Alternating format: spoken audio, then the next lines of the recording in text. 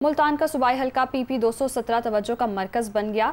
15 उम्मीदवार 17 जुलाई को आमने सामने होंगे। नून लीग के उम्मीदवार सलमान नईम और तहरीक इंसाफ के जैन महमूद कुरैशी के दरमियान कांटे का मुकाबला मुतवक्के है। नुमान खान बाबर की रिपोर्ट देखिए। मुल्तान में तहरीक इंसाफ के रुकन सूबाई असम्बली सलमान नईम के मुनहरिफ होने पर ज़िमनी इलेक्शन 17 जुलाई को होगा, जिसके लिए जमात इस्लामी और तहरीक लब्बैक समेत 15 उम्मीदवार मैदान में हैं। ताहम बड़ा मुकाबला PDM के हिमायत याफ्ता नून लीग के उम्मीदवार सलमान नईम और तहरीक इंसाफ के जैन महमूद कुरैशी के माबैन है, जिन्होंने नाराज वोटर्स को कायल करने के लिए कॉर्नर मीटिंग्स का सिलसिला शुरू कर दिया है। लेकिन दोनों उम्मीदवारों को ही ज़ाब्ता इखलाक की खिलाफ वर्जी पर इलेक्शन कमीशन के इक़दामात के हवाले से तहफ़्फ़ुज़ात हैं। मुस्लिम लीग नून की क़यादत यहाँ मौजूद है इंशाल्लाह, और 17 जुलाई का सूरज जो है वो इंशाल्लाह मुस्लिम लीग नून की कामयाबी का सूरज होगा। एडमिनिस्ट्रेशन जो है वो मेरे मद्दे मुकाबिल को अनड्यू सपोर्ट कर रही है।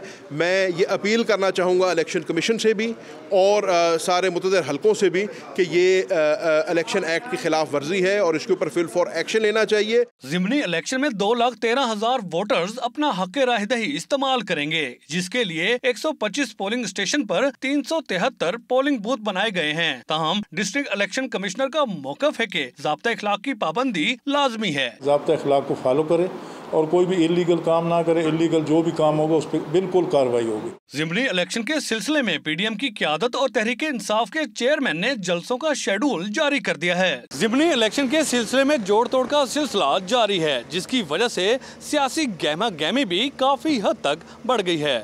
कैमरामैन मोहम्मद रफीक के साथ नुमान खान बाबर, दुनिया न्यूज़, मुल्तान।